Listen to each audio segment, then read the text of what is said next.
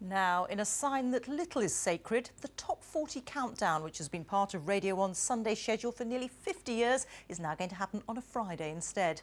That's because the music industry has agreed to coordinate it with release dates for new albums and singles. Our entertainment correspondent Lizo Mzimba has more.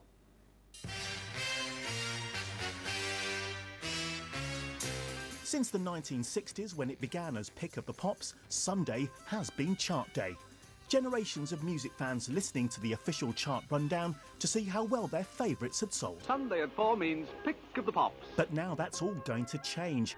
At the moment, new music is released on different days in different countries, which means that fans keen to get hold of new tracks will sometimes resort to piracy rather than wait for when music's released where they live.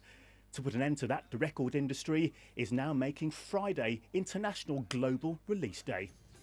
So to make sure the chart stays relevant to young audiences in particular, it's moving too, so that it will reflect a full week's sales rather than just a few days if it stayed on Sunday.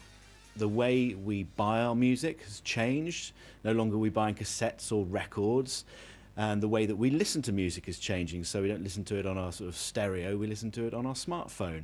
And if Radio 1 is to make sure that it keeps up to date with what's happening with its audiences, and if it wants to remain a great new music station for young people in the UK, then it has to change and its schedule has to change. One of Radio 1's former chart DJs, though, thinks the chart's not as influential as it once was. A lot of the kids now who used to listen to the top 40, they're not listening anymore. It's as simple as that, because they've got social media, they tend to go to YouTube, Spotify, and so I just think things have changed. It's not so important. I don't think most people know what is number one anymore. The glory days of millions upon millions listening to the chart will probably never return, but it's been working hard to try and make sure it reflects changing times, incorporating downloads, then streaming data. Now, this latest move to try and ensure it will still play a significant role in the lives of music fans. Lizo Mzimba, BBC News. You're watching the